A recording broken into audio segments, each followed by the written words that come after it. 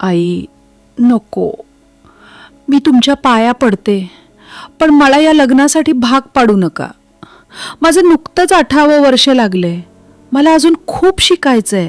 माझा आवाज त्या जुन्या हवेलीच्या उंच आणि गार भिंतींवर आदळून पुन्हा माझ्याकडेच परत येत होता. समोर यमुनाबाई उभ्या होत्या. त्यांच्या अंगावरची गडद लाल जरतारी साडी, गळ्यातले जड सोन्याचे पुतळी हार आणि कपाळावरचं ते काळजाचा थरकाप उडवणारं मोठं कुंकू. गावात त्यांचा शब्द म्हणजे काळ्या दगडावरची रेघ होती. आणि आज ती रेघ माझ्या आयुष्याचा निकाल लावणार होती.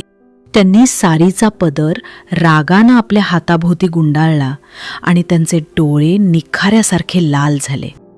चूप, एकदम चूप बस आरती, त्या करड्या आवाजात गरजल्या. 18 वर्षाची झालीस म्हणून स्वतःला खूप शहाणी समजतेस का?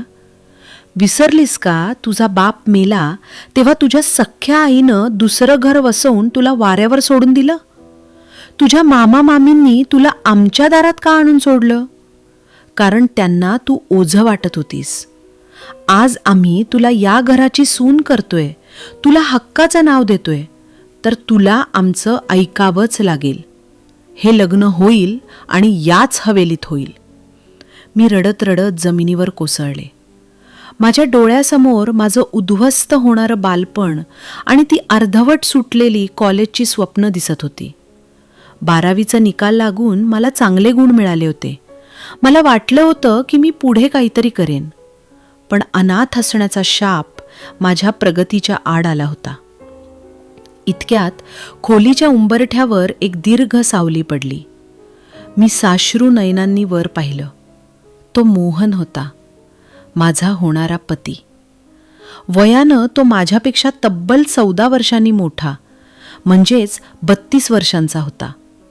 त्याचे खांदे रुंद होते, उंची भरघोस होती आणि चेहऱ्यावर एक प्रकारचा दगडी कडकपणा होता. त्यानं माझ्याकडे फक्त एक नजर टाकली. ती नजर इतकी थंड आणि भावनाशून्य होती की माझ्या अंगावर काटा आला. जणू मी त्याच्यासाठी एखादी वस्तू होतो जिच्या अस्तित्वाचा त्याला काहीच फरक पडत नव्हता. त्यानं एक शब्दही उच्चारला नाही, फक्त एक उपेक्षेची नजर टाकली आणि तो शांतपणे तिथून निघून गेला. हवेलीतल्या जुन्या दासींकडून मी कुजबूज ऐकली होती. मोहनचं पहिलं लग्न एका श्रीमंत घरातल्या मुलीशी ठरलं होतं, पण लग्नाच्या 2 दिवस आधी ती मुलगी कोणासोबत तरी पळून गेली होती. त्या अपमानानं मोहन आतून पार कोळसा झाला होता. त्याला आता स्त्रियांविषयी तिरस्कार वाटत होता. यमुनाबाईंना आता अशी सून हवी होती जी कधी उलटून बोलणार नाही, घराची निमूटपणे सेवा करेल आणि त्यांच्या मुलाच्या आयुष्यातला तो डाग पुसून काढेल. आणि मी तर अनाथ, एकटी आणि जगाचं काहीच ज्ञान नसलेली मुलगी त्यांच्यासाठी एखाद्या मातीच्या गोळ्यासारखी होते. दिवस सरकत गेले आणि लग्नाची तारीख उजळली. आषाढाचा महिना सुरू झाला होता. बाहेर आभाळ भरून आलं होतं, पण माझ्या आयुष्यात मात्र वैशाख वणवा पेटला होता. लग्नाच्या दिवशी मला जड सोन्याच्या दागिन्यांनी आणि लाल बनारसी शालूमध्ये नटवण्यात आलं. आरशात स्वतःला पाहताना मला स्वतःचीच भीती वाटत होती. माझे मोठे डोळे रडून रडून सुजले होते, पण दागिन्यांच्या लखलखाटात आणि महागड्या अत्तराच्या वासात माझं दुःख लपवण्यात आलं होतं. पूर्ण गाव म्हणत होतं, आरतीचं नशीब उघडलं, एवढ्या मोठ्या घराची सून झाली. पण त्या सोन्याच्या पिंजऱ्यातल्या पक्ष्याची तडफड कोणालाच दिसत नव्हती. लग्नाचे विधी सुरू झाले. मंगलाष्टकांचे सूर माझ्या कानावर पडत होते, पण मला ते एखाद्या मरणाच्या घंटानादासारखे वाटत होते. मोहनने जेव्हा माझ्या गळ्यात मंगळसूत्र घातलं तेव्हा त्याच्या हाताचा स्पर्श बर्फासारखा गार होता. त्याने माझ्या भांगेत शेंदूर भरला, पण ते करताना त्याच्या डोळ्यात आनंद नव्हता, तर फक्त एक कर्तव्य पार पाडल्याचं ओझं होतं. रात्री मला सुहागरातीच्या खोलीत नेऊन बसवण्यात आलं. खोली मोगऱ्याच्या आणि गुलाबाच्या फुलांनी अक्षरशः सजलेली होती. पलंगावर रेशमी चादर होती. बाजूला दुधाचा चांदीचा ग्लास ठेवला होता. मी पलंगाच्या एका कोपऱ्यात स्वतःचा पदर घट्ट धरून बसले होते. मनामध्ये भीतीचा काहूर माजला होता. थोड्या वेळानं दरवाजा उघडला आणि मोहन खोलीत आला. त्याने अंगातला कुर्ता काढून खुंटीला टांगला आणि तो सरळ येऊन पलंगावर माझ्यापासून लांब बसला. मी थरथरत्या हाताने दुधाचा ग्लास त्याच्याकडे सरकवला. त्याने तो ग्लास घेतला, एक घोट घेतला आणि जोरात बाजूला ठेवला. मग तो माझ्याकडे वळून म्हणाला, आरती, हे बघ, मला तुझ्याशी कोणतंही नातं जोडायचं नाहीये. हे लग्न फक्त आईच्या समाधानासाठी झालंय. तू या घरात राहू शकतेस, तुला जे हवं ते मिळेल, पण माझ्याकडून प्रेमाची अपेक्षा ठेवू नकोस. माझ्या आयुष्यात आधीच खूप वादळं येऊन गेली आहेत. आता मला शांतता हवी आहे. त्याचं हे शब्द ऐकून मी सुन्न झाले. मला वाटलं होतं की कदाचित तो मला आधार देईल, पण त्याने तर पहिल्याच रात्री माझ्या आशेचा शेवट केला होता. तो बाल्कनीत निघून गेला आणि रात्रभर तिथेच सिगरेट ओढत उभा राहिला. मी त्या फुलांनी सजलेल्या पलंगावर एकटीच रडत राहिले. दुसऱ्या दिवशी सकाळी लवकरच यमुनाबाईंनी दरवाजा ठोठावला. मी घाईघाईने डोळे पुसून दरवाजा उघडला. त्यांनी माझ्याकडे खालपासून वरपर्यंत पाहिलं आणि म्हणाल्या, आटप आता लवकर. आजपासून या घराची सून म्हणून तुझी परीक्षा सुरू होते. स्वयंपाकघरात जा आणि सगळ्यांसाठी गोड शिरा बनव. बघूया तुला किती सुगरणपण येतंय ते. मी निमूटपणे स्वयंपाकघरात गेले. तिथे गेल्यावर मला समजलं की या मोठ्या हवेलीत कामाचा डोंगर उभा आहे. मी शिरा बनवत असतानाच तिथली एक जुनी दासी सखू मावशी माझ्या जवळ आली आणि हळूच म्हणाली, आरतीबाई, जपून राहा. या घरात भिंतींनाही कान आहेत आणि साहेब जरी रागीट दिसत असले तरी आईसाहेबांपासून सावध राहा. तिचं ते बोलणं ऐकून मी गोंधळले. इतक्यात मोहन तिथे आला. तो ऑफिसला जायला निघाला होता. त्याने एकदाही माझ्याकडे पाहिलं नाही. फक्त आपल्या आईला म्हणाला, आई, मी निघतोय, रात्री उशीर होईल. मी त्याच्यासाठी डबा घेऊन पुढे झाले, पण त्याने माझ्या हाताकडे पाहिलंही नाही. महाराणी, डबा इथे टेबलावर ठेवा, साहेब स्वतःहून घेतील. आईंचा आवाज मागून आला. माझा अपमान झाला होता, पण मी गप्प राहिले. दुपारी जेव्हा मी माझं काम आवरून माझ्या खोलीत विश्रांती घ्यायला गेले, तेव्हा मला तिथे काहीतरी विचित्र जाणवलं.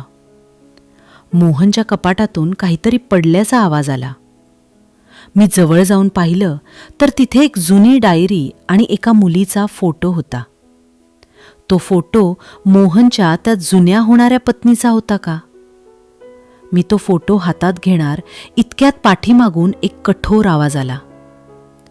त्याला हात लावण्याची तुझी हिंमत कशी झाली? मी दचकून मागे वळून पाहिलं. मोहन दारात उभा होता आणि त्याचे डोळे संतापाने जळत होते. मी फक्त पडलेले बघत होते. माझा आवाज थरथरत होता. तो माझ्या जवळ आला आणि त्यानं माझा हात जोरात पकडला. या खोलीतल्या कोणत्याही गोष्टीला, विशेषतः माझ्या वस्तूंना हात लावायचा नाही, समजलं? तू फक्त या घराची सून आहेस, माझ्या मनाची राणी नाहीस. त्यानं मला जोरात बाजूला सारलं आणि तो फोटो हिसकावून घेतला.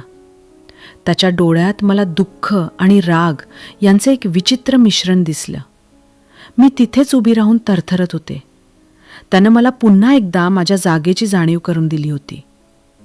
संध्याकाळी घरामध्ये दिवे लागण झाली. मी तुळशीपाशी दिवा लावून परत येत होते तेव्हा मला सासूबाईंच्या खोलीतून कुजबूज ऐकू आली. मी कुतूहलापोटी तिथे थांबले. आई, आपण ह्या मुलीला का आणलंय हे तुला माहीत आहे ना? ती फक्त वारस देण्यासाठी इथे आली आहे. बाकी तिचं या घरात काहीच स्थान नाही. मोहनचा आवाज येत होता. सासूबाई हसल्या आणि म्हणाल्या, हो रे मोहन, मला नातू हवाय. एकदा का तिनं या घराला वारस दिला की मग तिला हवं तर तिच्या मामाकडे पाठवून देऊ किंवा इथेच दासी म्हणून ठेवू. कोणाला काय फरक पडणार आहे? ते शब्द ऐकून माझ्या पायाखालची जमीनच सरकली. मी या घरात फक्त एक वस्तू म्हणून आणले गेले होते. माझे डोळे पुन्हा एकदा भरून आले. मी धावत माझ्या खोलीत गेले आणि स्वतःला कोंडून घेतलं. रात्री जेव्हा मोहन खोलीत आला तेव्हा मी झोपल्याचं नाटक केलं. तो पलंगावर आडवा झाला आणि काही वेळानं त्याच्या शांत श्वासांचा आवाज येऊ लागला. पण मला झोप येत नव्हती.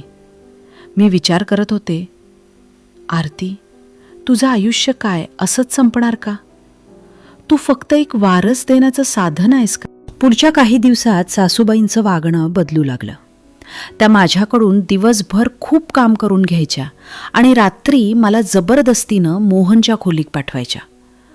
मोहन माझ्याशी बोलत नसे, पण त्याचा वावर मला अस्वस्थ करत असे. एके दिवशी दुपारी मोहन घरी लवकर आला. तो काहीसा अस्वस्थ दिसत होता. त्यानं मला हाक मारली, आरती, इकडे ये. मी घाबरत घाबरत त्याच्यासमोर उभी राहिले. हो साहेब. मला पाणी दे आणि माझे कपडे काढून ठेव. आज मला एका मोठ्या मीटिंगला जायचं आहे, त्यानं आदेश दिला. मी पाणी द्यायला गेले आणि त्याचा हात माझ्या हाताला लागला. अचानक त्यानं माझा हात पकडला आणि माझ्या डोळ्यात पाहू लागला. त्याची ती नजर यावेळी वेगळी होती. त्यात राग नव्हता, तर एक प्रकारची ओढ होती. आरती, तू खूप सुंदर आहेस, पण ही सुंदरता मला फक्त माझ्या वेदनांची आठवण करून देते. तो पुटपुटला. मी काही बोलणार इतक्यात बाहेरून सासूबाईंचा आवाज आला, आरती, काय करतेस? लवकर खाली ये. मोहननं चटकन माझा हात सोडला आणि तो स्वतः सावरला. मी धावत खाली गेले, पण माझ्या मनात आता एक नवीन प्रश्न निर्माण झाला होता. मोहनच्या मनात नक्की काय चाललं होतं? यमुनाबाई बोलल्या, आरती, आज रात्री साहेब लवकर येणार आहेत. मी तुला जी नवीन साडी दिलीये तीच नेसून तयार राहा. काहीही झालं तरी आज साहेबांचं मन तुला जिंकायचंच आहे, समजलं? मी बोलणे, पण आई, साहेब माझ्याशी नीट बोलतही नाहीत, मग मी काय करू? सासूबाई ओरडल्या, तेच तर तुझं काम आहे. जर तू माझ्या मुलाला खुश करू शकली नाहीस तर या घरात तुला जागा नाही. लक्षात ठेव, तू इथे फक्त आराम करण्यासाठी आली नाहीस. माझ्या काळजात धडकी भरली आणि मी थरथरत्या हातांनी त्यांनी दिलेली ती गडद निळी जरतारी साडी नेसायला घेतली. आरशात स्वतःचं प्रतिबिंब पाहताना मला मी स्वतःच ओळखू येत नव्हते. डोळ्यांतील काजळ अश्रूंनी पुसलं जाऊ नये म्हणून मी स्वतःला सावरत होते, पण मनातील भीती काही केल्या कमी होत नव्हती. रात्रीचं 10 वाजले तसा हवेलीत शांतता पसरली आणि मोहनच्या पावलांचा आवाज पायऱ्यांवर घुमू लागला. तो खोलीत आला तेव्हा त्याच्या अंगातून मद्याचा उग्र वास येत होता, ज्यामुळे माझे पाय अधिकच लटलटू लागले. त्यानं माझ्याकडे पाहिले. त्याच्या डोळ्यांत एक विचित्र नशा आणि वेदनांचं मिश्रण होते. त्यानं जवळ येऊन माझा हात इतक्या जोरात पकडला की माझ्या बांगड्यांचा कडाका उडाला. आरती, आईनं तुला सजवून पाठवलंय ना, पण तुला ठाऊक आहे का, या सौंदर्याचा मला किती तिरस्कार वाटतो. असं म्हणत त्यानं मला आरशासमोर ओढले आणि तिथेच बाजूला ठेवलेला तो जुना फोटो माझ्यासमोर धरला. पाहिलेसी, ही सुद्धा अशीच सजली होती. आणि मग एका रात्रीत माझं आयुष्य राख करून निघून गेली. त्याच्या आवाजातला तो अक्राळ विक्राळपणा पाहून मी जोरात ओरडणार इतक्यात हवेलीच्या खालच्या मजल्यावरून कोणाच्या तरी किंचाळण्याचा मोठा आवाज आला आणि त्यापाठोपाठ काचेच्या वस्तू फुटण्याचा मोठा आवाज झाला. मोहननं दचकून माझा हात सोडला आणि आम्ही दोघेही धावत गॅलरीत आलो. तर खाली हॉलमध्ये रक्ताच्या थारोळ्यात पडलेली एक व्यक्ती आणि त्यांच्या हातातील बंदूक पाहून माझे डोळे विस्फारले गेले. त्या रक्ताच्या थारोळ्यात पडलेली व्यक्ती दुसरी कोणी नसून सासूबाई होत्या आणि समोर हातात बंदूक धरून एक बुरखा घातलेली व्यक्ती उभी होती, जिनं आता आपली नजर वर करून थेट आमच्याकडे वळवली होती. हवेलीच्या त्या थंडगार फरशीवर रक्ताचा सडा पडला होता आणि माझ्या सासूबाई, ज्यांच्या एका शब्दावर पूर्ण गाव थरथर कापायचं, त्या आज असहाय्य होऊन मृत्यूशी झुंज देत होत्या. हे पाहून माझ्या मेंदूची नस जणू फाटते की काय असं मला वाटू लागलं. मोहनच्या हातातील पकड सैल झाली होती आणि तो आई ओरडत पायऱ्यांवरून खाली धावला. पण मी मात्र तिथेच गॅलरीच्या कठड्याला धरून सुन्न उभी राहिले, कारण ती बुरखा घातलेली व्यक्ती अजूनही तिथेच होती आणि तिनं हळूच आपला बुरखा बाजूला केला तेव्हा जे दिसलं ते पाहून माझ्या पायाखालची जमीनच सरकली. कारण समोर उभी असलेली मुलगी हुबेहूब मोहनच्या त्या जुन्या फोटोतल्या मुलीसारखी, म्हणजेच त्याच्या पळून गेलेल्या प्रेयसीसारखी दिसत होती.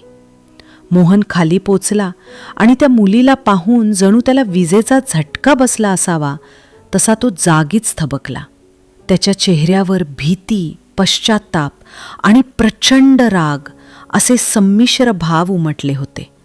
तर ती मुलगी क्रूरपणे हसून म्हणाली, मोहन, वाटलं होतं का मी परत येईन? तुझ्या आईनं माझ्या आयुष्याची धूळधाण केली, मला घराबाहेर काढलं आणि तुला खोटं सांगितलं की मी पळून गेले. पण आज मी हिशोब पूर्ण करायला आले आहे. हवेलीचे जुने नोकर चाकर भीतीनं कोपऱ्यात लपले होते आणि बाहेर पावसाचा जोर प्रचंड वाढला होता. विजांच्या कडकडाटात त्या मुलीचा चेहरा अधिकच भयानक वाटत होता. सासूबाईंचे डोळे पांढरे पडू लागले होते आणि त्या मरणाच्या दारात असतानाही त्यांचा हात माझ्या दिशेनं, म्हणजे वरच्या मजल्याकडे काहीतरी सांगण्यासाठी उंचावला होता. जणू त्यांना माझ्याकडून काहीतरी हवं होतं किंवा त्यांना काहीतरी गुपित उघड करायचं होतं. मोहननं त्या मुलीच्या हातातील बंदूक हिसकावण्याचा प्रयत्न केला, पण तिनं त्याला धक्का देऊन बाजूला पाडलं आणि पुन्हा एकदा बंदूक रोखून धरली. मात्र यावेळी तिचं लक्ष मोहन नव्हतं, तर वर गॅलरीत उभी असलेली मी होते. तिनं माझ्याकडे पाहून एक विखारी स्मित केलं आणि म्हणाली, हीच का ती नवी बाहुली जिच्या मदतीनं यमुनाबाईंना वारस हवा होता? मग हिचा खेळ अधिक खलास करायला हवा. तिनं ट्रिगरवर बोट ठेवलं आणि गोळी सुटणार इतक्यात मागून कोणीतरी एका जड वस्तूनं तिच्या डोक्यावर प्रहार केला, ज्यामुळे ती मुलगी खाली कोसळली आणि तिच्या हातातील बंदूक दूर उडाली. प्रहार करणारी व्यक्ती दुसरी कोणी नसून घराची जुनी दासी सखू मावशी होती, जिच्या डोळ्यात आज एक वेगळीच चमक होती. तिनं मोहनकडे न पाहता थेट माझ्याकडे पाहिलं आणि ओरडून सांगितलं, आरतीबाई, पळा, या हवेलीच्या तळघरात जा. तिथेच तुमच्या प्रश्नांची उत्तरं आहेत आणि तिथेच तुमचा जीव वाचू शकतो. कारण ही मुलगी एकटी आलेली नाही. सखू मावशीचं बोलणं संपतं ना संपतं तोच हवेलीचे मुख्य दरवाजे धाडकन उघडले गेले आणि बाहेरून 5-6 धिप्पाड माणसं हातात मशाली आणि शस्त्र घेऊन आत शिरली. मोहननं त्यांना रोखण्याचा प्रयत्न केला, पण त्यांनी त्याला बेदम मारहाण करायला सुरुवात केली. हे दृश्य पाहून मी पूर्णपणे हादरले होते. पण सखू मावशीच्या शब्दांवर विश्वास ठेवून मी जीव मुठीत धरून मागच्या जिन्यानं तळघराच्या दिशेनं धावू लागले. अंधाऱ्या आणि कुबट वास येणाऱ्या त्या तळघराचा दरवाजा मी उघडला आणि आत शिरले. तिथे जुन्या सामानाचा ढिगारा होता, पण एका कोपऱ्यात एक दिवा जळत होता आणि तिथे एका साखळदंडानं बांधलेली एक वृद्ध स्त्री बसली होती, जिनं मला पाहताच एक करुण किंकाळी फोडली आणि म्हणाली, आरती, तू इथं कशाला आलीस? पळ इथून. यमुना अजून मेलेली नाही, ती तुला जिवंत जाळल्याशिवाय सोडणार नाही. त्या वृद्धेचा चेहरा ओळखीचा वाटत होता. मी जवळ जाऊन पाहिलं तर त्यांच्या गळ्यात असलेल्या लॉकेटमध्ये माझ्या लहानपणीचा आणि माझ्या वडिलांचा फोटो होता. हे पाहून माझ्या अंगावर शहारा आला, कारण ज्या आईनं मला सोडून दिलं होतं असं मला सांगण्यात आलं होतं, ती माझी सख्खी आई याच हवेलीच्या काळोखात गेल्या कित्येक वर्षांपासून कैद होती. माझ्या काळजाचा ठोका चुकला आणि शरीरातलं सगळं रक्त जणू गोठून गेलं. कारण ज्या आईला मी गेली कित्येक वर्ष स्वार्थी समजून तिचा तिरस्कार करत होते, जिनं मला सोडून दुसरं घर वसवल्याचं मला मामा मामींनी आणि यमुनाबाईंनी सांगितलं होतं, ती माझी जन्मदात्री आई आज माझ्यासमोर अत्यंत दयनीय अवस्थेत, अंगावर फाटकी वस्त्र आणि पायात जड साखळदंड असलेल्या स्थितीत उभी होती. तिच्या चेहऱ्यावरच्या सुरकुत्या आणि डोळ्यांतील ती अथांग वेदना पाहून मी जागच्या जागी कोसळले आणि स्क्रीमिंग आई अशी किंकाळी फोडून तिच्या गळ्यात पडले. पण तिचे हात मला स्पर्श करायलाही घाबरत होते, कारण तिला सतत छळाची भीती वाटत होती. तिनं थरथरत्या आवाजात मला सांगितलं की माझ्या वडिलांच्या मृत्यूनंतर त्यांची सगळी संपत्ती हडपण्यासाठी आणि मला या हवेलीची वारसदार म्हणून वापरण्यासाठी यमुनाबाईंनी हे षडयंत्र रचलं होतं. त्यांनीच तिला इथे कैद करून ठेवलं आणि बाहेर सगळ्यांना ती पळून गेल्याचं खोटं सांगितलं. इतकंच नाही तर मोहनची जी प्रेयसी आज बाहेर धुमाकूळ घालत आहे, तिलाही या हवेलीच्या रहस्यांची माहिती झाली होती. म्हणूनच तिला मारण्याचा प्रयत्न झाला होता. मी आईच्या पायातील साखळदंड तोडण्यासाठी आजूबाजूला काहीतरी शोधू लागले. पण त्याच वेळी वरच्या मजल्यावरून येणारे किंकाळ्यांचे आणि गोळीबाराचे आवाज अधिकच तीव्र झाले होते. जणू ती बाहेरून आलेली माणसं हवेलीचा एक एक कोपरा उद्ध्वस्त करत होती. आईनं माझा हात घट्ट पकडला आणि कोपऱ्यातील एका जुन्या पेटीकडे बोट दाखवून सांगितलं की त्यात या घराण्याचं अस्सल वंशावळ आणि यमुनाबाईंच्या पापकर्मांचे सर्व पुरावे आहेत, जे बाहेरच्या जगाला दाखवणं गरजेचं आहे. पण मी ती पेटी उघडणार इतक्या तळघराच्या पायऱ्यांवरून कोणाच्या तरी जड पावलांचा आवाज ऐकू आला आणि पाठोपाठ तोच थंडगार क्रूर आवाज घुमला. तो आवाज मोहनचा नव्हता, तर मोहनच्या वेशात आलेल्या त्याच्या जुळ्या भावाचा होता, ज्याच्या अस्तित्वाबद्दल जगाला काहीच माहीत नव्हतं आणि ज्याला यमुनाबाईंनी काळोखात लपवून ठेवलं होतं. त्यानं हातात पेटलेली मशाल घेतली होती आणि त्याच्या डोळ्यात सुडाचं तांडव दिसत होतं. तो आमच्या दिशेनं सरकत असतानाच त्यानं मशालीचा प्रकाश माझ्या आईच्या चेहऱ्यावर टाकला आणि म्हणाला, आरती, तुला वाटलं होतं का की तू या रहस्यातून जिवंत बाहेर पडशील? यमुनाबाईंनी तुला फक्त वारस देण्यासाठी नाही, तर या हवेलीचा जुना शाप पुसण्यासाठी, बळी देण्यासाठी निवडलं होतं. त्यानं मशालीची आग जवळ असलेल्या रॉकेलच्या डब्याला लावली आणि क्षणात तळघराच्या प्रवेशद्वारावर आगीच्या ज्वाळा भडकल्या, ज्यामुळे आमचा बाहेर पडण्याचा रस्ता पूर्णपणे बंद झाला. आगीचा लोळ आमच्या दिशेनं येत असताना आणि धुरामुळे श्वास कोंडला जात असतानाच मला तळघराच्या दुसऱ्या बाजूला असलेल्या एका छोट्या गुप्त खिडकीतून कोणाचा तरी हात आत येताना दिसला आणि आरती, माझा हात धर, अशी हाक ऐकू आली. तो आवाज चक्क मोहनचा होता, जो रक्ताळलेल्या अवस्थेत पण शुद्धीवर येऊन आम्हाला वाचवण्यासाठी तिथे पोचला होता. पण त्याच क्षणी त्याच्या मागे ती बुरखा घातलेली मुलगी पुन्हा प्रकट झाली आणि तिनं मोहनच्या पाठीत सुरा खुपसताच मोहन माझ्या डोळ्यासमोर जमिनीवर कोसळला. मोहन माझ्या डोळ्यासमोर रक्ताळलेल्या अवस्थेत कोसळला आणि त्या बुरखा घातलेल्या मुलीच्या चेहऱ्यावरचं ते क्रूर हास्य पाहून माझ्या तळपायाची आग मस्तकाला गेली. पण आता रडण्याची किंवा घाबरण्याची वेळ नव्हती, कारण एका बाजूला आगीच्या ज्वाळांनी रौद्र रूप धारण केलं होतं आणि दुसऱ्या बाजूला माझी आई श्वास घेण्यासाठी धडपडत होती. त्या आगीच्या तांडवात आणि धुराच्या लोटात मला काहीच सुचेनासं झालं होतं.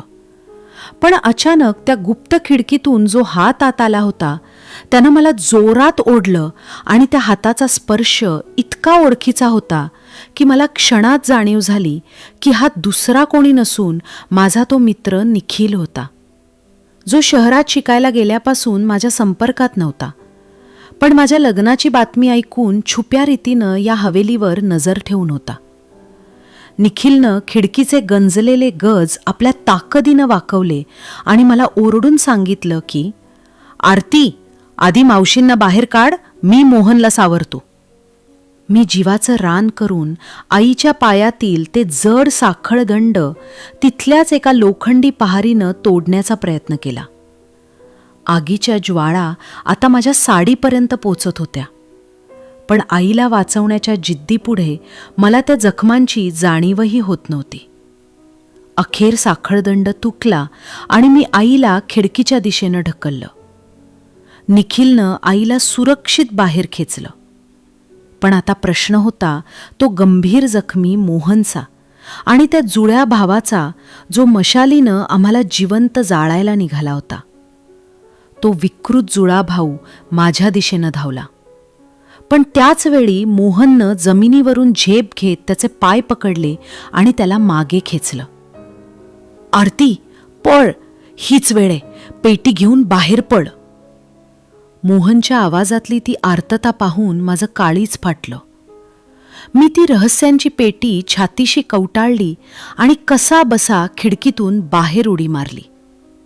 बाहेर पावसाचं तांडव सुरू होतं आणि हवेलीच्या मुख्य भागातून आगीचे लोट आकाशात झेपावत होते. यमुनाबाईंचा तो सोन्याचा संसार आता राखेत मिसळत होता. मी, निखिल आणि माझी आई हवेलीच्या मागच्या बागेतून जंगलाच्या दिशेनं धावत सुटलो. पण मागे वळून पाहिलं तर ती बुरखा घातलेली मुलगी आणि तिचे गुंड अजूनही आमचा पाठलाग करत होते. धावता धावता आम्ही एका उंच कड्यापाशी येऊन थांबलो, जिथे खाली नदीचं पात्र अक्राळ विक्राळपणे वाहत होतं आणि मागे मृत्यू उभा होता. निखिलनं आपली बंदूक बाहेर काढली आणि पाठलाग करणाऱ्यांना रोखण्याचा प्रयत्न केला, पण समोरून येणाऱ्या गोळीनं निखिलच्या खांद्याचा वेध घेतला आणि तो विव्हळत खाली बसला. आता मी आणि माझी आई पूर्णपणे उघड्यावर होतो आणि शत्रू अगदी जवळ पोचला होता. इतक्यात त्या गर्द झाडीतून पोलिसांच्या गाड्यांचं सायरन ऐकू आले आणि प्रकाशझोत आमच्यावर पडले. पण ते पोलीस नव्हते, तर त्या मुलीचेच दुसरे साथीदार असावेत असं आम्हाला वाटलं. मात्र त्या गाड्यांमधून जो माणूस बाहेर पडला त्याला पाहून माझी शुद्धच हरपायची वेळ आली, कारण तो माणूस दुसरा कोणी नसून माझे वडील होते, ज्यांना मृत घोषित करण्यात आलं होतं. त्यांनी त्या मुलीच्या दिशेनं गोळी झाडली आणि ओरडले, थांबवा हे सगळं, यमुनाचा खेळ संपला आहे. पण त्याच क्षणी त्या मुलीनं माझ्या आईला पकडलं आणि तिच्या गळ्याला सुरा लावून कड्याच्या टोकावर नेऊन उभं केलं. जर कोणी पुढं आलं तर ही म्हातारी आजच स्वर्गात जाईल, असं म्हणत तिनं आईला जोरात धक्का दिला आणि त्या भयानक अंधारात माझी आई नदीच्या पात्रात अदृश्य झाली, ज्यामुळे मी सुन्न होऊन तिथेच कोसळले. आईला त्या अथांग आणि वेगाने वाहणाऱ्या नदीच्या पात्रात कोसळताना पाहून माझ्या कंठातून जी आर्त किंकाळी बाहेर पडली ती पावसाच्या कडकडाटातही आसमंत चिरून गेली आणि माझं जग तिथेच थांबल्यासारखं मला वाटलं. मी कड्याच्या टोकाकडे धाव घेणार इतक्यात वडिलांनी मला घट्ट पकडून मागे खेचलं. पण त्यांच्या स्पर्शात ती माया नव्हती जी एका वडिलांच्या स्पर्शात असायला हवी होती. उलट त्यांच्या डोळ्यात एक अनामिक भीती आणि स्वार्थाची एक वेगळीच चमक होती, जी पाहून मला क्षणभर वाटलं की हे माझे वडील आहेत की दुसरं कोणी सैतान. पोलिसांनी त्या बुरखा घातलेल्या मुलीला आणि तिच्या साथीदारांना चहूबाजूंनी घेरलं होतं, पण ती मुलगी मोठ्याने हसत होती, जणू तिला पकडले जाण्याची काहीच भीती नव्हती. तिनं रक्ताळलेल्या ओठांनी वडिलांकडे पाहिलं आणि ओरडून म्हणाली, सावकार, तुम्ही आलात तर खरे, पण आता उशीर झालाय.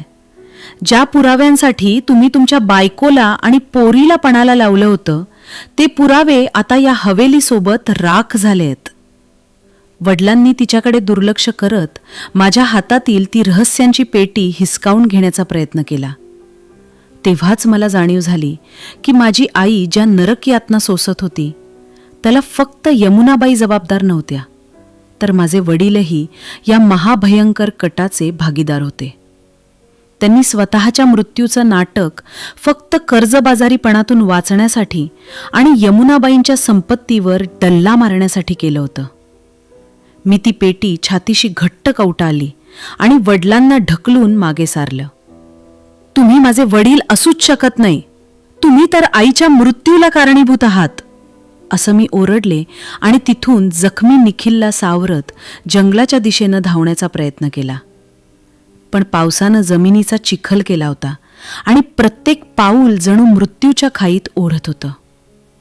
हवेलीच्या बाजूनं अजूनही आगीचे लोट येत होते आणि त्यातच एक मोठा स्फोट झाला ज्यानं जमिनीला हादरा बसला.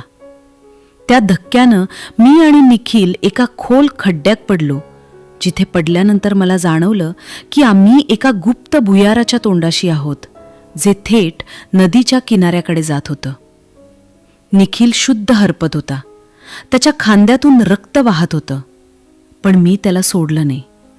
मी त्याला ओढत त्या अंधाऱ्या भुयारात नेलं, जिथे मगाशी पाहिलेल्या त्या जुळ्या भावाचे मृतदेह आणि काही भयानक मानवी सांगाडे पडले होते, जे पाहून हे स्पष्ट झालं की ही हवेली केवळ राहण्याचं ठिकाण नव्हती, तर ते एक कत्तलखाना होता.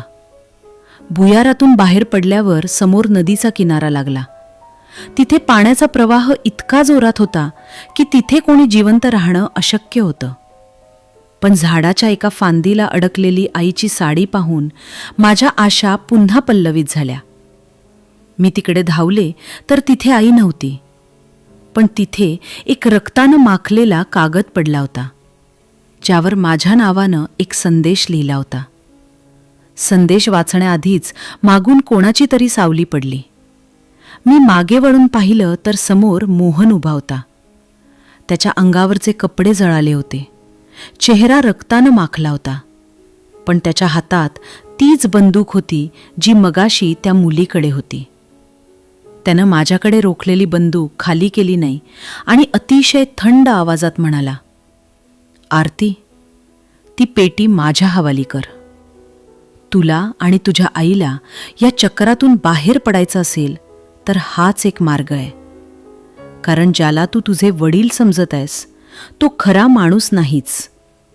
तो केवळ एक चेहरा घेऊन फिरणारा बहरूपिया आहे, जो यमुनाबाईंचा खरा मास्टर माइंड होता. मोहनचा हे शब्द ऐकून माझं डोकं चक्रावून गेलं. मला कळेना की कोणावर विश्वास ठेवावा आणि कोणावर नाही. इतक्यात नदीच्या पात्रातून एका होडीचा आवाज आला आणि त्यातून काही लोक बाहेर आले, ज्यांनी मोहनवर गोळीबार सुरू केला. त्या गडबडीत मी ती पेटी घेऊन पुन्हा दाट झाडीत शिरले. पण तिथे पोचल्यावर मला समोर जे दृश्य दिसलं त्यानं माझ्या उरल्या सुरल्या हिमतीचाही अंत केला. माझी आई तिथे एका दगडावर बसली होती, पण तिचे डोळे निर्जीव झाले होते आणि तिच्या छातीत तोच सुरा खुपसलेला होता जो मोहनच्या पाठीत होता. आणि तिच्या शेजारी साक्षात यमुनाबाई उभ्या होत्या. ज्यांना मी मृत समजले होते त्या जिवंत होत्या आणि त्यांच्या हातात एक जळती मशाल होती, जिने त्यांनी आता माझ्या भोवती असलेल्या सुक्या गवताला आग लावायला सुरुवात केली होती. यमुनाबाईंना माझ्यासमोर जिवंत उभं पाहून माझ्या शरीरातील त्राणच निघून गेला. कारण ज्या बाईला मी रक्ताच्या थारोळ्यात पडताना पाहिलं होतं ती आता माझ्या आईच्या मृतदेहाशेजारी एखाद्या राक्षसिणीसारखी उभी राहून अक्राळ विक्राळपणे हसत होती. त्यांच्या चेहऱ्याचा अर्धा भाग आगीत होरपळला होता, ज्यामुळे त्या अधिकच भयानक दिसत होत्या आणि त्यांच्या हातातील ती जळती मशाल माझ्या भोवतीच्या वाळलेल्या गवताला वेढा घालत होती. काय वाटलं तुला आरती, की एवढ्या सहज मी हे साम्राज्य तुझ्या आणि तुझ्या त्या कवडीमोल आईच्या हातात सोडून मरेन? यमुनाबाईंचा आवाज घोगरा पण तितकाच क्रूर होता. त्यांनी मला सांगितलं की ज्या रात्री गोळीबार झाला त्या रात्री त्यांनी बुलेट प्रूफ जॅकेट घातलं होतं आणि ते रक्त केवळ एक बनाव होता जेणेकरून शत्रू गाफील राहावा. पण या सगळ्यात सर्वात मोठा धक्का हा होता की माझी आई खरं तर मगाशी नदीत पडून मेली नव्हती, तर तिला यमुनाबाईंच्या माणसांनी बाहेर काढलं होतं आणि आता तिचा बळी देऊन त्या या हवेलीच्या जुन्या सैतानी विधीची पूर्तता करणार होत्या. धुराचे लोट माझ्या फुफ्फुसात शिरत होते आणि डोळ्यासमोर अंधारी येत होती. पण त्याच वेळी ती पेटी माझ्या हातातून निसटून आगीच्या दिशेने पडली. मी ती वाचवण्यासाठी झेप घेतली, पण यमुनाबाईंनी त्यांचा पाय माझ्या हातावर देऊन मला जमिनीवर दाबून धरलं. आगीच्या ज्वाळा आता माझ्या साडीच्या टोकापर्यंत पोचल्या होत्या आणि मृत्यू अगदी समोर दिसत असतानाच अचानक जंगलाच्या त्या काळोखातून एक कुऱ्हाड हवेत फिरत आली आणि ती थेट यमुनाबाईंच्या हातातील मशालीवर आदळली, ज्यामुळे मशाल दूर उडाली. मागे वळून पाहिलं तर जखमी मोहन पुन्हा एकदा उभा होता, पण यावेळी त्याच्यासोबत गावचे काही तरुण आणि निखिलचे मित्र होते, ज्यांनी यमुनाबाईंच्या माणसांना घेरलं होतं. मोहननं आगीतून वाट काढत मला बाहेर खेचलं, पण माझी आई ती अजूनही त्या दगडावर निपचित पडलेली होती. मी ओरडून मोहनला तिला वाचवायला सांगितलं, पण मोहनच्या डोळ्यात पाणी होतं. त्यानं मला सांगितलं की आरती, मावशींनी तुला वाचवण्यासाठी स्वतःला संपवून घेतलंय. त्यांनीच मला पेटीतील त्या गुप्त चावीबद्दल सांगितलं होतं. हे ऐकून माझं काळीज तिळतिळ तुटलं. माझी आई मला मिळताच पुन्हा एकदा कायमची दुरावली होती. पण दुःख करण्यासाठी ही वेळ नव्हती, कारण यमुनाबाईंनी आता कमरेचा पिस्तूल काढून मोहनवर रोखला होता. त्याच क्षणी जंगलाच्या दुसऱ्या बाजूनं तो बहरूपिया म्हणजेच माझ्या वडिलांच्या वेशातील तो माणूस बाहेर आला आणि त्यानं यमुनाबाईंवर गोळी झाडली. पण ती गोळी त्यांच्या खांद्याला लागली. आता तिथे एक त्रिकोणी थरार सुरू झाला होता. एक बाजूला सत्तेची भुकेली यमुनाबाई, दुसऱ्या बाजूला तो बहरूपिया जो केवळ संपत्तीसाठी आला होता, आणि तिसऱ्या बाजूला आम्ही जे केवळ जीव वाचवण्यासाठी धडपडत होतो. तो बहरूपिया हसत हसत पुढे आला आणि त्यानं आपली खरी ओळख उघड केली. तो चक्क यमुनाबाईंचा मोठा मुलगा होता, जो कित्येक वर्षापूर्वी घर सोडून पळून गेला होता आणि त्यानंच माझ्या वडिलांची हत्या करून त्यांचं रूप घेतलं होतं. हे ऐकताच मोहनचा चेहरा रागानं लाल झाला, कारण तो स्वतःच्या भावाशी आणि आईशी लढत होता.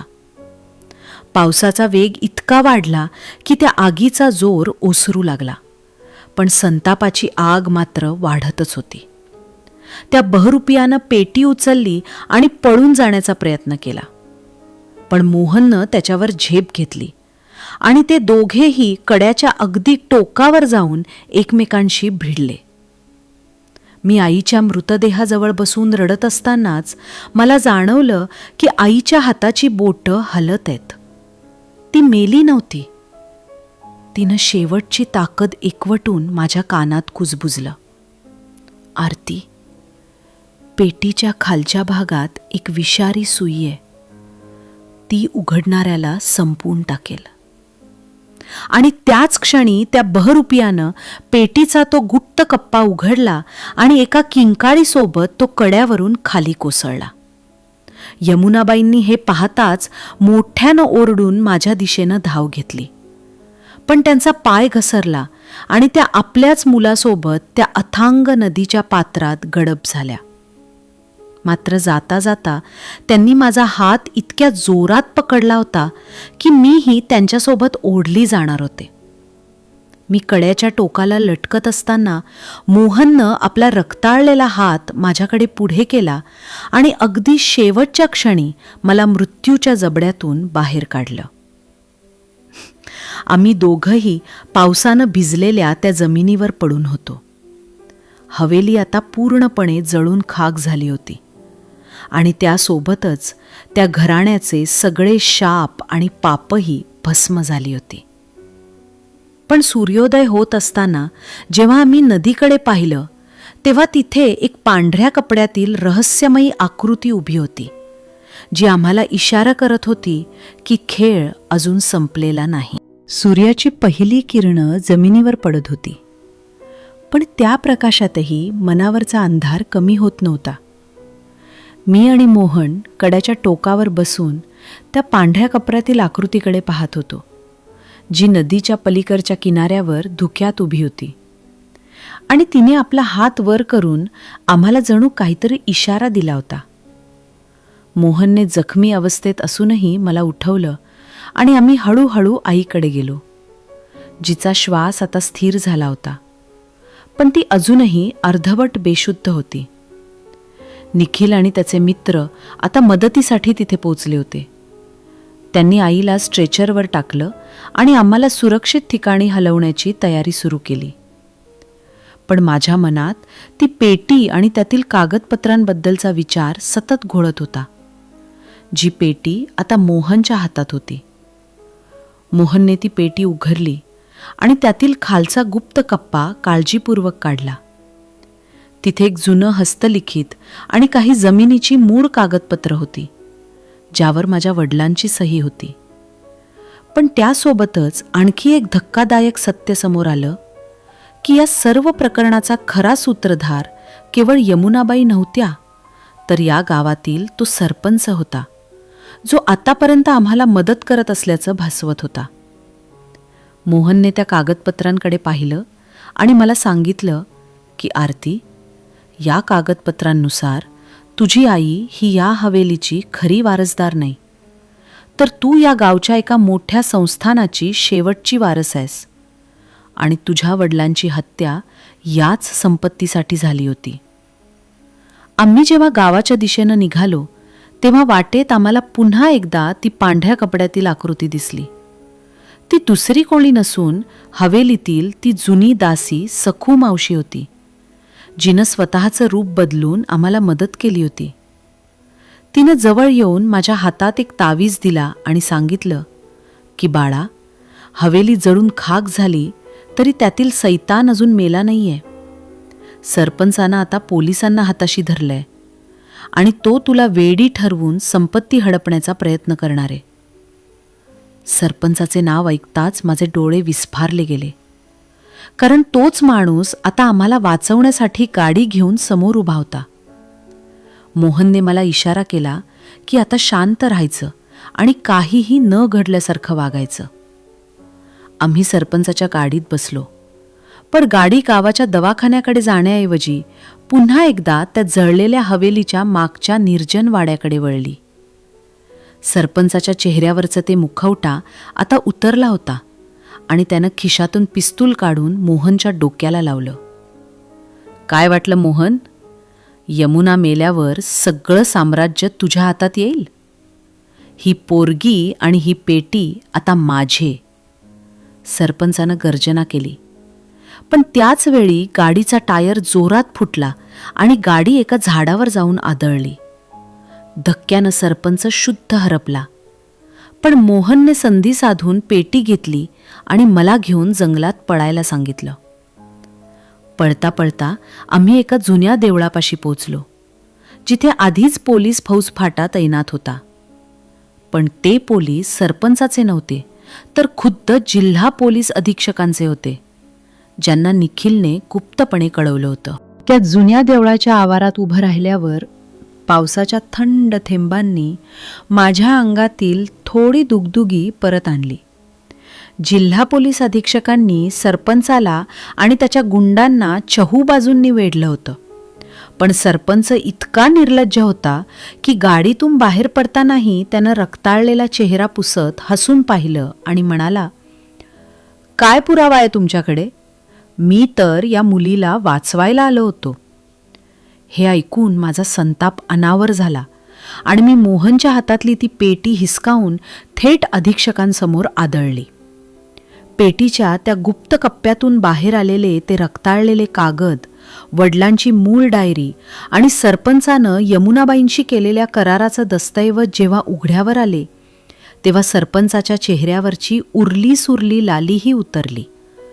मोहननं पुढे होऊन सरपंचाची गच्ची धरली आणि त्याच्या डोळ्यात डोळे घालून विचारलं, माझ्या वडिलांच्या खुनापासून ते माझ्या भावाला विकृत बनवण्यापर्यंत जे काही केलं त्याचं पाप तू कसं धुणार आहेस? पोलिसांनी सरपंचाला बेड्या ठोकल्या आणि त्याला ओढत गाडीकडे नेलं. पण सरपंचानं जाता जाता मोहनच्या कानात काहीतरी असं कुजबुजलं ज्यामुळे मोहनचा हात ढिला पडला आणि तो सुन्न होऊन तिथेच बसला. मी धावत मोहनजवळ गेले आणि त्याला हलवून विचारलं की काय झालं. पण त्यानं माझ्याकडे पाहिलेले ते दुःखद भाव काळजाला घर पाडून गेले. त्यानं हळूच माझे दोन्ही हात आपल्या हातात घेतले आणि अतिशय जड आवाजात म्हणाला, आरती, माझं तुझ्यावर प्रेम नव्हतं असं मी नेहमी म्हणत आलो. कारण मला भीती होती की जर मी तुला जवळ केलं तर तू ही माझ्या पहिल्या प्रेयसीसारखी या चक्रात अडकून मरून जाशील. पण आज मला हे सत्य जगाला सांगावंच लागेल की तुला अनाथ करणाऱ्या त्या भीषण अपघातात ज्यांची गाडी दरीत कोसळली त्या कटाचा मी देखील एक मूक साक्षीदार होतो. कारण यमुना आईनं मला माझ्या वडिलांच्या खुनाची भीती घातली होती. मोहनचं हे शब्द ऐकून माझ्या पायाखालची जमीन पुन्हा एकदा सरकली आणि मी झटकन माझा हात त्याच्या हातातून सोडून मागे सरकले. मला विश्वास बसत नव्हता की ज्या माणसानं मला आगीतून वाचवलं, ज्यानं माझ्या आईसाठी जीव पणाला लावला, तोच माझ्या आयुष्यातील सर्वात मोठ्या दुःखाच्या प्रसंगी गुन्हेगारांसोबत उभा होता. मोहनच्या डोळ्यातून अश्रू वाहत होते. त्यानं पोलिसांकडे स्वतःची चूक कबूल केली आणि आत्मसमर्पण करण्यासाठी हात पुढे केले. आरती, मी तुला कधीच माफी मागणार नाही, कारण मी जे केलं ते अक्षम्य आहे. पण एक लक्षात ठेव, तुला आणि आईला सुरक्षित बघण्यासाठीच मी स्वतःला सावरलं होतं. पोलीस त्याला गाडीत बसवू लागले आणि निखिलनं मला सावरलं. पण जाता जाता मोहननं मान वळवून शेवटचं माझ्याकडे पाहिलं आणि म्हणाला की, आरती, पेटीच्या त्या डायरीचं शेवटचं पान पुन्हा एकदा नीट वाच. त्या अपघातात तुझे वडील मेले नव्हते, कारण त्या गाडीत तुझे वडीलच नव्हते. मी किंचाळून विचारलं की मग त्या गाडीत कोण होतं आणि माझे वडील इतकी वर्ष समोर का आले नाहीत? त्यावर मोहननं गाडीत बसताना सांगितलं की तुझे वडील त्या रात्री दुसऱ्या कोणाला तरी वाचवण्यासाठी स्वतः एका गडद सत्यात हरवले होते आणि ते सत्य आता तुझ्या अगदी जवळ आहे. निखिलच्या मागे उभ्या असलेल्या त्या सावलीकडे बघ. मोहनचे ते शेवटचे शब्द हवेत विरण्यापूर्वीच माझी नजर निखिलच्या मागे असलेल्या त्या गडद सावलीकडे वळली आणि विजांच्या कडकडाटात जो चेहरा समोर आला तो पाहून माझ्या काळजाचा ठोका चुकला. तिथे निखिलचा अंगरक्षक म्हणून वावरत असलेला तो वृद्ध माणूस उभा होता, ज्याला मी आत्तापर्यंत केवळ एक मूक सेवक समजत होते. पण आज त्याच्या डोळ्यात तीच चमक होती जी माझ्या वडिलांच्या जुन्या फोटोंमध्ये मी पाहिली होती. मोहनला घेऊन जाणारी गाडी अंधारात दिसेनाशी झाली आणि त्या वृद्धानं हळूहळू आपला चेहरा समोर केला. त्याचे केस पिकलेले होते आणि चेहऱ्यावर जखमांच्या खुणा होत्या. पण त्याचा आवाज ऐकताच माझ्या अंगावर शहारा आला, कारण त्याने आरती, बाळा अशी साद घातली जी ऐकण्यासाठी माझे कान 18 वर्ष तहानलेले होते. त्याने रडत रडत सांगितलं की त्या अपघाताच्या रात्री यमुनाबाईंनी त्याला मारण्यासाठी माणसं पाठवली होती.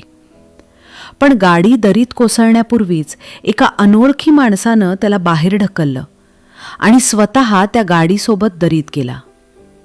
त्यामुळे जगाच्या नजरेत माझे वडील वारले, पण प्रत्यक्षात त्यांनी आपली ओळख लपवून याच हवेलीच्या आसपास निखिलच्या कुटुंबाकडे आश्रय घेतला होता, जेणेकरून ते माझ्यावर लांबून नजर ठेवू शकतील. निखिलला हे सगळं आधीच माहीत होतं आणि म्हणूनच तो शहरातून परत आला होता. हे सत्य पचवणं माझ्यासाठी अशक्य होतं, कारण ज्या माणसाला मी वर्षानुवर्ष शोधत होते तो माझ्या इतक्या जवळ असूनही त्यानं मला कधी कवेत घेतलं नाही. पण वडिलांनी सांगितलं की जर त्यांनी ओळख उघड केली असती तर यमुनाबाईंनी मला त्याच वेळी संपवलं असतं. आम्ही या भावनिक कल्लोळाशात असतानाच अचानक देवळाच्या गाभाऱ्यातून एक जोरात ओरडण्याचा आवाज आला आणि सखू मावशी रक्ताळलेल्या अवस्थेत बाहेर धावत आली. तिच्या मागे तो बहरूपिया पुन्हा एकदा प्रकट झाला होता, जो कड्यावरून पडूनही जिवंत होता आणि आता त्याच्या हातात एक हात बांब होता. त्यानं विकृतपणे हसून सांगितलं की जर संपत्ती मला मिळणार नसेल तर ती या जगात कोणालाच मिळणार नाही. आणि त्यानं पिन काढून तो बांब देवळाच्या मुख्य खांबाच्या दिशेनं फेकला. क्षणात एक मोठा स्फोट झाला आणि देवळाचं छत कोसळू लागलं.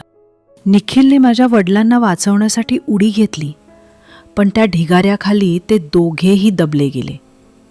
मी धुराच्या लोटात त्यांना शोधण्याचा प्रयत्न करत असतानाच मला जमिनीवर पडलेली ती पेटी दिसली, जी आता उघडली गेली होती आणि त्यातील एका कागदावर रक्तानं वारस असं नाही तर बळी असं लिहिलं होतं, ज्याचा अर्थ असा होता की या सर्व प्रकरणाचा शेवट एका रक्ताच्या बलिदानानेच होणार होता.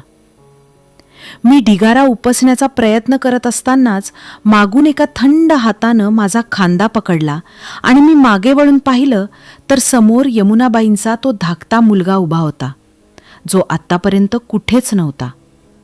पण त्याच्या हातात मोहनची तीच रक्ताळलेली सुरी होती आणि त्यानं ती सरळ माझ्या काळजाच्या दिशेनं उगारली होती. यमुनाबाईंच्या धाकट्या मुलाने, ज्याचं नाव विनायक होतं आणि जो आजवर शहरात असल्याचं भासवलं गेलं होतं, त्यानं जेव्हा ती रक्ताळलेली सुरी माझ्या काळजाच्या रोखानं उगारली तेव्हा त्याच्या डोळ्यात सुराचं जे तांडव दिसत होतं ते पाहून मला क्षणात जाणीव झाली की या घराण्याचा खरा सैतान हा मोहन किंवा यमुनाबाई नव्हत्या, तर हा विनायक होता, ज्यानं पडद्यामागून सगळी सूत्र हलवली होती.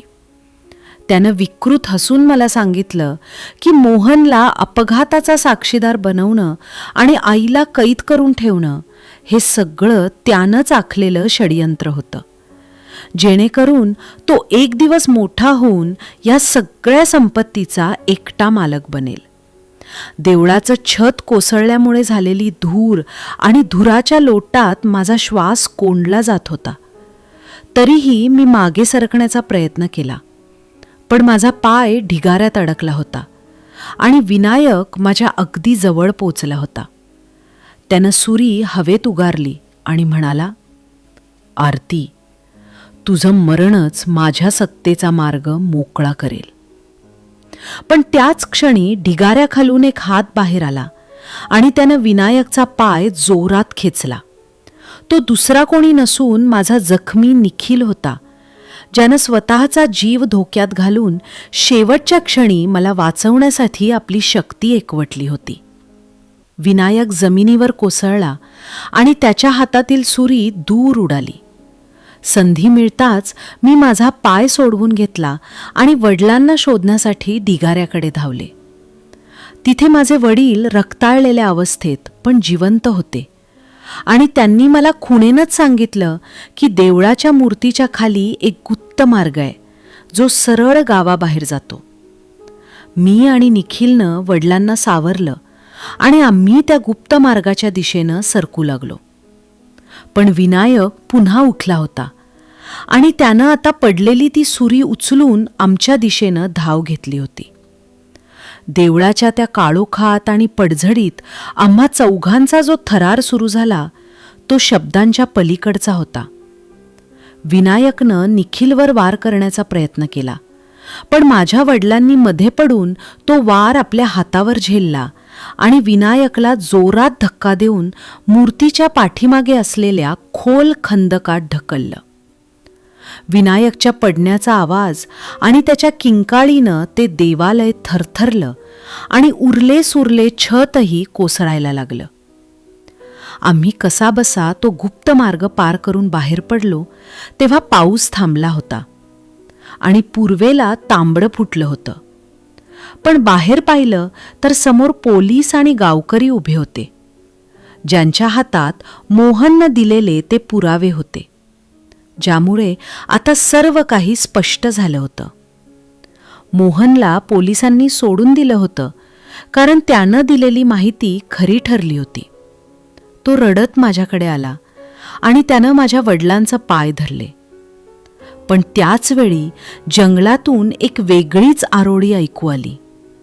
ती सखू मावशी होती, जिनं रक्ताळलेल्या अवस्थेत आम्हाला सांगितलं की आरती, पेटी अजूनही आत आहे आणि त्या पेटीत एक असा कागद आहे जो वाचल्याशिवाय ही संपत्ती आणि हे शाप कधीच संपणार नाहीत.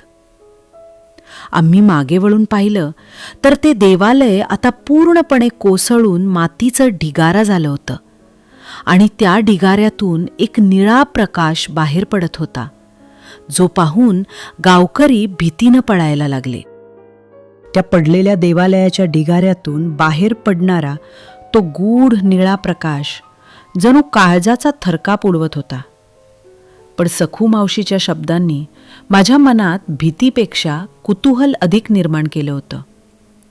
मी मोहनचा हात घट्ट धरला आणि आम्ही दोघंही त्या पडझडीच्या ढिगाऱ्याजवळ पोचलो. तिथे ती रहस्यांची पेटी अर्धवट जळालेल्या अवस्थेत पडली होती आणि त्यातूनच तो प्रकाश बाहेर येत होता. मोहननं धैर्यानं ती पेटी उचलली आणि त्यातील तो शेवटचा कागद बाहेर काढला, जो कागद नसून चक्क एका जुन्या ताम्रपटाचा तुकडा होता. त्या ताम्रपटावर स्पष्टपणे लिहिलं होतं की या जमिनीचा वारस तोच ठरेल जो रक्ताच्या नात्यापेक्षा त्यागाला मोठं मानून या हवेलीचा पाया उद्ध्वस्त करेल. याचा अर्थ असा होता की जोपर्यंत ही हवेली आणि त्यातील संपत्ती टिकून राहील तोपर्यंत या घराण्यातील लोकांचा लोभ आणि रक्तपाताचा खेळ थांबणार नव्हता. मोहननं माझ्याकडे पाहिलं. त्याच्या डोळ्यात एक वेगळाच निश्चय होता. त्यानं तिथलीच एक पेटलेली लाकडी फळी घेतली आणि उरलेल्या अवशेषांना आग लावून दिली, जेणेकरून त्या संपत्तीचा आणि सत्तेचा मोह कायमचा संपून जावा. विनायकचा खंदकात पडून मृत्यू झाला होता आणि यमुनाबाई नदीच्या पात्रात गडप झाल्या होत्या. त्यामुळे आता या पापाचा वारसा सांगणारं दुसरं कोणीच उरलं नव्हतं. आगीच्या त्या ज्वाळांनी जेव्हा शेवटचा स्तंभ कवेत घेतला तेव्हा तो गूढ निळा प्रकाश हळूहळू विरून गेला आणि वातावरणात असलेली ती अनामिक भीती नष्ट होऊन एक अतीव शांतता पसरली. माझे वडील, ज्यांनी 18 वर्ष छुप्या रीतीनं माझं रक्षण केलं होतं, त्यांनी मला जवळ घेतलं आणि त्यांच्या डोळ्यातून वाहणाऱ्या अश्रूंनी माझ्या मनातील 18 वर्षाच्या सर्व जखमा धुवून टाकल्या. आईला तातडीनं दवाखान्यात हलवण्यात आलं, जिथे ती आता धोक्याबाहेर होती, आणि निखिलनं आपल्या मैत्रीचा धर्म निभावत आम्हाला शहरातल्या आमच्या सुरक्षित घरी नेण्याची तयारी केली.